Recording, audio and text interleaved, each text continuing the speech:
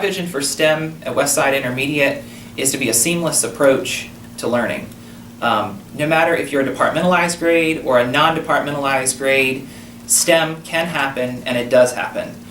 Through cohesive grade levels, through team planning, just talking and making sure that instruction is seamless from one subject area to the other allows STEM education to happen.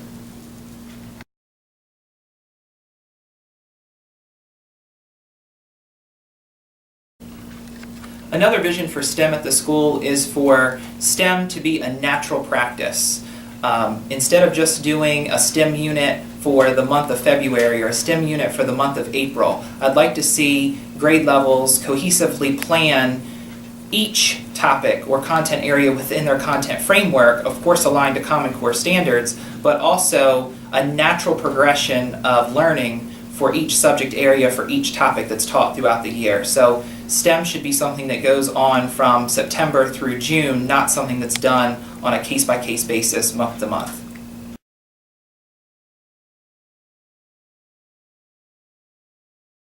At our school, PLCs have been in for several years through the Professional Learning Community Initiative, and teachers have been self-contained or non-departmentalized in some grades and departmentalized in others.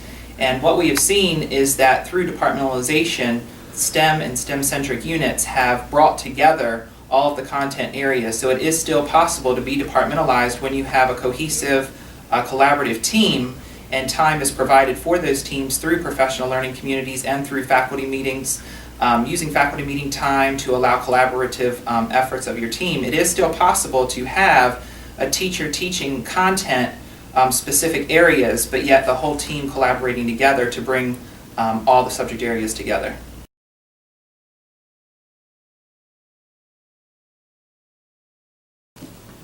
I'd like for teachers to understand that STEM is not a what, but it is a how. I also expect for teachers to implement units throughout the year, not just doing one or two, but taking a look at all of their thematic units that they teach, especially in reading, and finding out how they can connect science, technology, engineering, and mathematics through reading. And our teachers do a really nice job of working through our ELA Common Core standards and figuring out how they can connect all of those with the other subject and content areas. Teachers are also collaborating with parents and with students on STEM education. They have parent-family nights where they have gallery walks with all the student projects, and parents enjoy looking at different projects, going to different classrooms, and just seeing exactly what the students are doing, because STEM is a new push for many parents, and so they would like to learn more about it, and through these STEM education nights they are able to do that.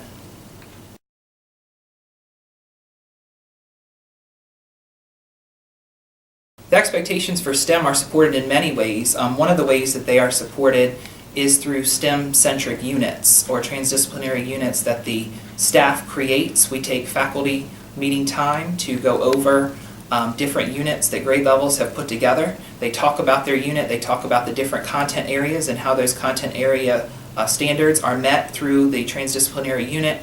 And then we also have gallery walks so that staff members can go around and look at the different projects that have been created to get ideas for how they can implement those things in their classroom.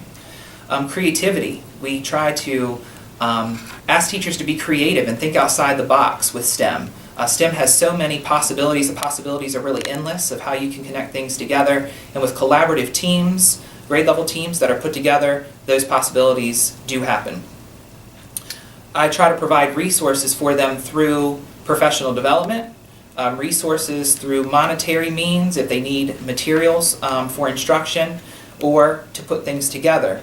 The professional development time, we carve out time in the morning for teachers to come in. Teachers come in at 8:15, they work from 8:15 to 9:15, so they get an hour in the morning to work, and they plan with their team on many different subject areas, but one of those areas is being STEM. And the STEM time that's carved out allows them to collaborate as a team for how they can implement their particular unit. We also have team planning time that teachers use as well. And we also have faculty meeting time where professional development takes place on STEM and various other subject areas.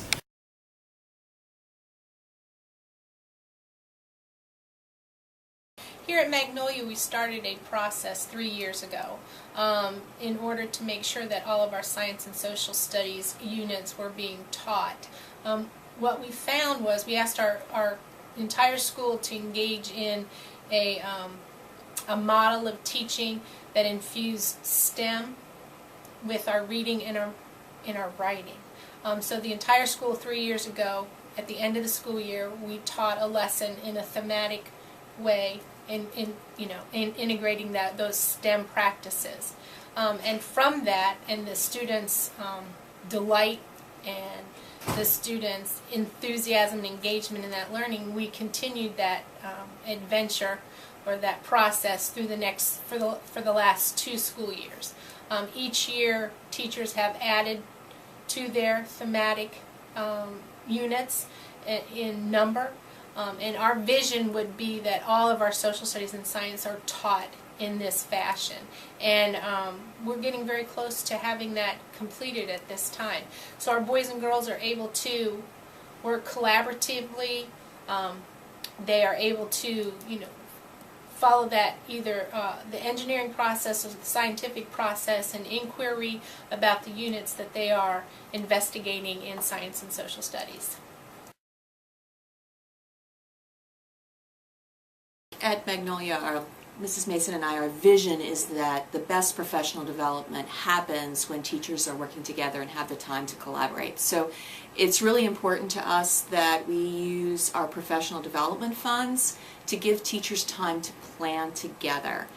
We give them a little guidance and a little support because some of this has been new, and we started 3 years ago. A lot of this was very new. So we had our mentor teacher, or sometimes myself, or reading specialists, or coaches of various sorts come in and sit and plan with, but provide structure for those planning sessions. And then each time a unit is taught, there's always a reflection period where the teachers have an opportunity to sit back and reflect what went well, what didn't, and when we teach this unit next year, how are we going to change it? So a lot of learning has occurred for our teachers. We're very proud of them, and they have found that that process of planning together and learning together and trying things out and then reflecting has really helped them grow in their understanding of both the STEM practices and the Common Core standards in English, language arts, and writing as well. Part of what drives this is our teachers are really buying in. And when you think about how do you get buy-in, a lot of the buy-in comes from the fact, first of all, that our students have been responding very well. We see that over time, because we're spending more time and more taking concepts more depth, and then we're having students make connections between their science learning and their reading and their math, that they are so excited and they are learning. And our teachers, first of all, will buy into that because that's what we want. So we want our kids to be learning and excited. But also they have a lot of control about the process. Yes, we guide them in reflection, and yes, we want them to be following standards, and we're looking very carefully at the assessments to see if kids are learning.